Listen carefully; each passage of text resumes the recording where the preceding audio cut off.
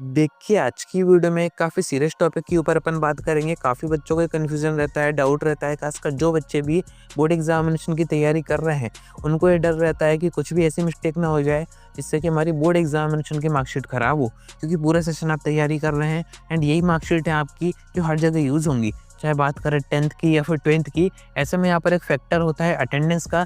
अब अगर अटेंडेंस आपकी कम होती है, तो ऐसे में आपने काफ़ी जगह सुना होगा, आपके टीचर्स ने आपको बताया होगा कि आपका जो बोर्ड एग्जामिनेशन का फॉर्म आपने रेगुलर भरा हुआ था, वो प्राइवेट में कन्वर्ट हो जाता है। जिसका क्या क्राइटेरिया होता है, कितनी परसेंट होनी चाहिए एंड इस बार क्या ऐसा हो रहा है, पूरी इन्फॉर्मेशन मैं आपको आगे देता हूँ। वीडियो में एंड तक बने रहिए।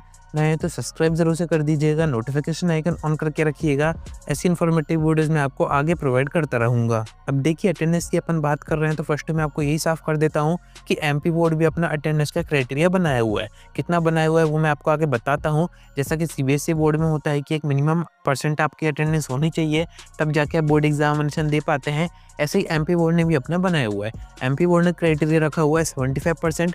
अब यहाँ पर जो बच्चे 10th में हो सकता है उनको ये दिक्कत ना हो, क्योंकि 10th में आपके उतने ज़्यादा सब्जेक्ट नहीं होते हैं, स्कूल आप रेगुलर जा ही रहे होते हैं, अटेंडेंस आपकी प्रॉपर मार्क हो ही रही होती है, तो वहाँ कोई परेशानी नहीं आती है। दिक्कत आती है उन बच्चों को जो कि 12th में रहते हैं, जो कि पीसीएम, पीसीबी, कॉमर्स या फिर किसी अदर स्ट्रीम से हैं। उनको साइड में कोचिंग भी करनी पड़ती है डिफरेंट सब्जेक्ट की, तो ऐसे में स्कूल वो बहुत ही कम जा पाते हैं। अब आप चाहे किसी प्राइवेट स्कूल से हो, किसी गवर्नमेंट स्कूल से हो, सेम कंडीशन आप दोनों के साथ हो सकती है। तो ऐसे में दिक्कत वही है कि अगर हमारी अटेंडेंस बाई चांस पूरी नहीं हो पाती है, तो ऐसे में हमारा जो फॉर्म है, जो कि हमने रेगुलर फॉर्म भरा हुआ था, हमने स्कूल में एडमिशन करवाया हुआ था, उसके बाद भी क्या हो कि आपकी जब मार्कशीट आए तो वहाँ पर रेगुलर की जगह प्राइवेट शो हो। प्राइवेट फॉर्म में आप सभी को पता होगा, जो बच्चे बाहर से फॉर्म भर देते हैं एमपी बोर्ड का, स्कूल वगैरह उनको नहीं जाना होता है, उस मार्कशीट की प्रायोरिटी भी थोड़ी सी कम होती है। उनको बस एक बार बोर्ड एग्जामिनेशन देने होते हैं, देन उनकी मार्कशीट आ जाती है। तो मार्कशीट में साफ साफ मेंशन किया जाता है कि बच्चे ने 10th या फिर 12th प्राइवेट की है या फिर रेगुलर की है।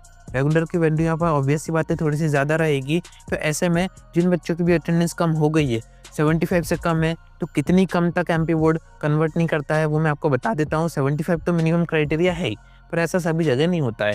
अगर आप किसी गवर्नमेंट स्कूल से पढ़ाई कर रहे हैं तो वहाँ पर अटेंडेंस की दिक्कत ज़्यादा आती है, क्योंकि प्राइवेट स्कूल में बच्चा भर देता है फीस, और फीस आपने भर दी है तो ऑब्वियस सी बात है स्कूल आपको अटेंडेंस देगा। आप जाएँ ना जाएँ, या फिर स्टार्टिंग में बात हो जाती है कि हमें साइड में कोचिंग करनी है या फिर जेईई नीट की प्रिपरेशन करनी है, स्कूल आना बहुत ही कम होगा, सिर्फ एग्जाम देने जा रहे हैं, तो ये सारी सेटिंग हो जाती है प्राइवेट स्कूल में। बट अगर आप किसी गवर्नमेंट स्कूल से पढ़ाई कर रहे हैं, तो वहाँ के टीचर का किसी बच्चे से कोई भी कनेक्शन नहीं है। उसके पैसे उसके पास आ रहे हैं, सरकारी टीचर है, उसको कुछ फ़ायदा नहीं है कि बच्चे की अटेंडेंस बढ़ानी है, कम करनी है। उसको जो दिखता है उसी के अकॉर्डिंग वो आगे प्रोसेस करता है।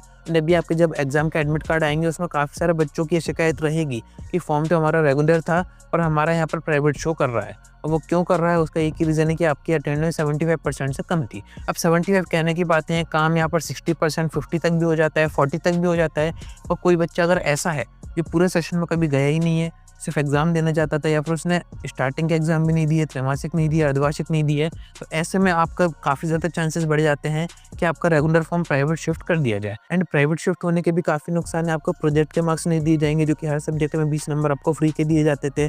प्रैक्टिकल्स के मार्क्स आपको दिए जाएंगे, पर वो भी उसके बेस पर दिए जाएंगे कि किस टाइप का आपका प्रैक्टिकल एग्जाम गया है, वहाँ पर आप वाइवा में किस टाइप के आंसर दे रहे हैं। एंड अगर किसी तरह का कोई एक्सपेरिमेंट करवाया जा रहा है तो आप परफॉर्म कर पा रहे हैं या फिर नहीं कर पा रहे, काफ़ी सारे फैक्टर आ जाते हैं।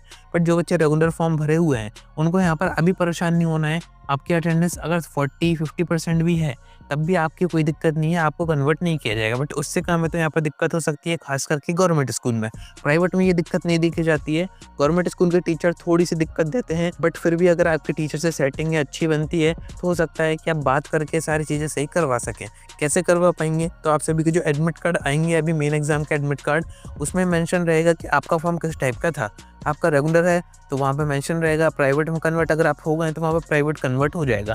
तो वो आपको एडमिट कार्ड के टाइम पर ये सारी चीज़ें चेक करनी रहेंगी, देन अपने टीचर से कह के उसको ठीक करवाना पड़ेगा, वरना आपकी मार्कशीट भी उसी के अकॉर्डिंग आएगी जो भी एडमिट कार्ड में रहेगा। तो आपका एडमिट कार्ड कब तक आएंगे उसकी इन्फॉर्मेशन मैं आपको आगे की वीडियोज़ में दूंगा। कनेक्टेड रहिएगा। आज की वीडियो में इतना ही। कोई डाउट आता है कमेंट करके पूछ सकते हैं, या फिर आप डायरेक्ट मुझसे इंस्टाग्राम पर डीएम करके बात भी कर सकते हैं।